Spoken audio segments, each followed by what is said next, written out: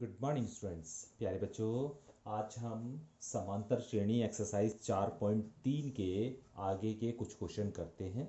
और question number 9 से हम स्टार्ट कर रहे हैं। प्यारे बच्चों, क्वेश्चन नंबर 9 ये दिया गया है कि समांतर श्रेणी के तीन संख्याओं का योगफल 111 है। सबसे बड़ी और सबसे छोटी संख्याओं के वर्गों का अंतर 1776 है। संख्याएं ज्ञात कीजिए। तो जब प्यारे बच्चों इस तरह का क्वेश्चन आता है कि समांतर श्रेणी की तीन संख्याएं या तीन पद, तो हमें पता नहीं होता कि कौन सी तीन संख्याएं हैं, तो उसे हमें मानना होता है। और इसी रूप में मानेंगे हम कि माना समांतर श्रेणी की तीन संख्याएं a minus d, a plus D हैं। जब भी समांतर श्रेणी की तीन संख्याओं के बारे में क्वेश्चन किया जाएगा तो वो तीन संख्याएं हमें ये माननी होंगी, a minus d, a plus D. ये तीन संख्याएं हैं। ठीक है, ये सबसे छोटी संख्या, ये सबसे बड़ी संख्या, ये बीच वाली संख्या है। ठीक है, तो हमें शर्त क्या कहा है, प्रश्न के अनुसार क्या कहा है कि तीन संख्याओं का योगफल, इन तीनों संख्याओं का योगफल, पहली संख्या जमा दूसरी संख्या जमा तीसरी संख्या का योगफल 111 दिया हुआ है। तो तीनों संख्याओं को जोड़ दिया और उसे बराबर 111 के रख दिया। जब जोड़ेंगे तो प्यारे बच्चों डी से डी कैंसिल हो जाएगा। देखो माइनस का डी है और ये प्लस का डी है। बाकी देखो ए ये ए जुड़ जाएंगे तो 3a बच जाएगा। तो a बराबर आ जाएगा 111/3 अर्थात 37। ठीक है, तो a की वैल्यू आ गई आपके पास 37। अभी दूसरी शर्त क्या दी है इन्होंने कि सबसे बड़ी संख्या और सबसे छोटी संख्या के वर्गों का अंतर, यानी सबसे बड़ी संख्या का वर्ग माइनस सबसे छोटी संख्या का वर्ग किसके बराबर है, इनके अंतर 1776 के बराबर है। अर्थात ये मतलब ये हुआ कि सबसे बड़ी संख्या का वर्ग करो, सबसे छोटी संख्या का वर्ग करो और उनके बीच में माइनस का चिन्ह लगाना है। सबसे बड़ी संख्या के वर्ग और सबसे छोटी संख्या के वर्ग का अंतर 1776 है। तो इन दोनों का अंतर, इनके वर्गों का अंतर, सबसे बड़ी संख्या के वर्ग और सबसे छोटी संख्या के वर्ग का अंतर 1776 है। तो यहां से हमने इसका फॉर्मूला खोल दिया प्यारे बच्चों, ए स्क्वायर जमा डी स्क्वायर जमा 2ad, माइनस का चिन्ह ये है ही। जब इसका फॉर्मूला आप खोलोगे तो ये आता है a square plus d square minus 2ad आएगा, लेकिन बाहर माइनस का चिन्ह लगा हुआ है तो अंदर के चिन्ह परिवर्तित होंगे। तो ये हो जाएगा माइनस ए स्क्वायर माइनस डी स्क्वायर और प्लस का 2ad, अर्थात जो प्लस के चिन्ह थे वो माइनस हो जाएंगे और जो माइनस का चिन्ह था वो प्लस हो जाएगा। ए स्क्वायर और डी स्क्वायर से ए स्क्वायर और डी स्क्वायर कैंसिल हो जाएगा क्योंकि एक प्लस है और एक माइनस है। 2ad और 2ad दोनों जुड़ जाएंगे तो 4ad हो जाएगा बराबर 1776। ए का मान आपको पता ही है, ए की जगह ए का मान रख दीजिए। तो 4 इंटू 37 इंटू डी बराबर 1776। यहां से आप डी की वैल्यू कैलकुलेट कर लीजिए। तो डी बराबर आ जाएगा 1776/4 गुणा 37। ठीक है, 4 से पहले 1776 को काटेंगे तो 444 आ जाएगा और 37 से 444 को काटेंगे तो 12 आ जाएगा। अर्थात डी की वैल्यू जो आ गई वो कितनी आ गई आपके पास, 12 आ जाएगी। तो ए की वैल्यू और डी की वैल्यू आपको दोनों मिल गई हैं। अभी संख्याएं निकालनी है तो लिख लेंगे संख्याएं। क्या है संख्याएं, ए माइनस डी, ए का मतलब है 37 और डी का मतलब है 12, तो यानी 37 माइनस 12 कॉमा ए मतलब 37 कॉमा ए प्लस डी अर्थात 37 प्लस 12।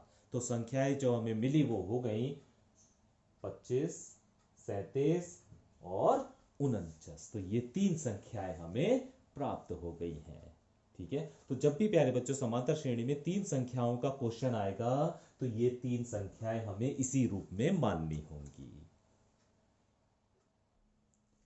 क्वेश्चन नंबर 10वां देखिए प्यारे बच्चों, बिल्कुल सेम वही क्वेश्चन है जैसे आपने क्वेश्चन नंबर 9 किया है। इसमें कहा है समांतर श्रेणी के तीन पद या तीन संख्याओं के बारे में जब भी आपसे पूछा जाए प्यारे बच्चों तो यही वो तीन संख्याएं आपको माननी है।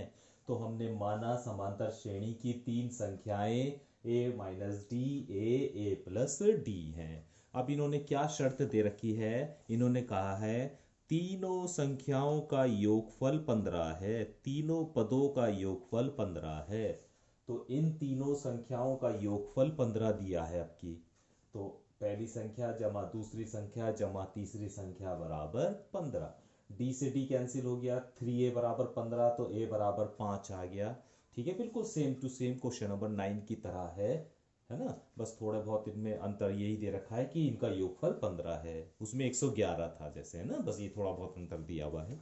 अगली शर्त इसमें क्या दी गई है कि तीनों संख्याओं का गुणनफल 80 है, तीनों संख्याओं का गुणनफल, अर्थात पहली संख्या गुणा दूसरी संख्या गुणा तीसरी संख्या बराबर 80। ठीक है, देखो प्यारे बच्चों, a माइनस डी और a प्लस डी की जब आप गुणा करते हो तो a square minus D square आता है, और गुणा a और बराबर 80। a square minus D square बराबर 80 बटे a रख सकते हैं। यहाँ पर a का मान आपको पता ही है, a का मान रख दीजिए। तो a का मान यानी 5 का स्क्वायर माइनस डी स्क्वायर 80 बटे 5 यानी ये 16 आ गया। तो ये आ गया 25 माइनस डी स्क्वायर बराबर 16, है ना। डी स्क्वायर बराबर आ जाएगा 25 माइनस 16 यानी 9। तो डी स्क्वायर बराबर 9, तो डी बराबर 3 आ जाएगा। तो a की वैल्यू और d की वैल्यू आपको पता चल गई। अभी संख्याएं निकाल लीजिए, a का मतलब 5 और d का मतलब 3, तो 5 माइनस 3, a का मतलब 5, 5 प्लस 3, तो संख्याएं आ गई 2, 5 और 8। बिल्कुल सेम क्वेश्चन नंबर 9 की तरह हुआ है। क्वेश्चन नंबर 12 और देखिए प्यारे बच्चों, आप इस एक्सरसाइज में ना समांतर श्रेणी में केवल 3 संख्याओं वाला मैंने आपको सवाल बताया है कि जो 3 संख्याएं आपको माननी है ना। 4 संख्याओं वाला क्वेश्चन आता नहीं है, इसलिए उसे करने की आपको आवश्यकता नहीं है। एक और क्वेश्चन नंबर 12 लिया गया है और क्वेश्चन मैं पढ़ रहा हूं। क्वेश्चन ये है कि समांतर श्रेणी का तीसरा पद -40 है, तीसरा पद a3 बराबर -40 दिया हुआ है। और प्यारे बच्चों, हम जानते हैं a3 यानी तीसरा पद जो होता है वो a प्लस 2d होता है। तीसरा पद जो होता है वो होता है a प्लस 2d, और ये बराबर दिया है -40। इसे हमने समीकरण नंबर 1 मान लिया। फिर कहा है इन्होंने 13वां पद यानी a13 इसे 0 के बराबर दिया हुआ है, और a13 किसके बराबर होता है, a प्लस 12d बराबर 0। ये हो गई आपकी समीकरण नंबर 2। अब समीकरण नंबर 1 और 2 को हल करना है, a और d का मान निकालना है। तो क्या करा हमने, समीकरण 1 में से समीकरण नंबर 2 को घटा दिया है। समीकरण 1 लिख ली, समीकरण 2 लिख ली और घटा दिया दोनों को। a से a कैंसिल हो जाएगा, 2d में से 12d घटाओगे तो माइनस का 10d बचेगा, -40 में से 0 घटाओगे तो माइनस का 40 ही बचेगा। माइनस से माइनस कैंसिल, तो 10d बराबर 40, d बराबर आ गया 40/10 इक्वल टू 4। अब इस 4 को यानी d की जो वैल्यू आई है उसे आप समीकरण नंबर 1 में रख दीजिए ताकि a का मान भी मिल जाए आपको। तो a plus 2 into 4 equal to -40। तो ये 4 दूनी 8 हो जाएगा, और 8 उधर जाके माइनस का हो जाएगा, इधर प्लस है तो उधर जाके माइनस का हो जाएगा। वहां ऑलरेडी पहले से ही -40 मौजूद है, और माइनस का 8 और चला गया तो माइनस के 48 हो जाएगा। तो a का मान हो गया माइनस का 48। ठीक है, तो अभी हमारे पास प्यारे बच्चों a का मान भी आ गया और d का मान भी आ गया। अभी हमें a20 निकालना है, 20वां पद निकालना है। तो a20 बराबर होता है a प्लस 19d, है ना। तो a की जगह -48 प्लस 19 गुणा d की जगह 4। हल करेंगे तो हल करने के बाद आपको मिल जाएगा 28। तो a20 जो आ जाएगा आपका वो आ जाएगा 28। ठीक है, इसी तरह प्यारे बच्चों हमें इकाई की श्रेणी भी बताओ, जो समांतर श्रेणी आप बना रहे हो उसे भी बताओ। आप जानते हैं ना समांतर श्रेणी का रूट क्या होता है, a plus D, a plus 2d and so on. ठीक है, अभी a की जगह a का मान रख दीजिए -48।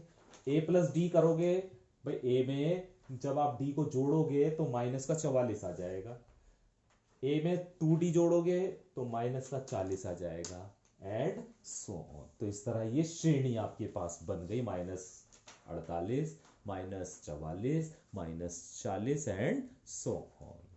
तो इस तरह प्यारे बच्चों ये क्वेश्चन आपका कंप्लीट हो जाता है।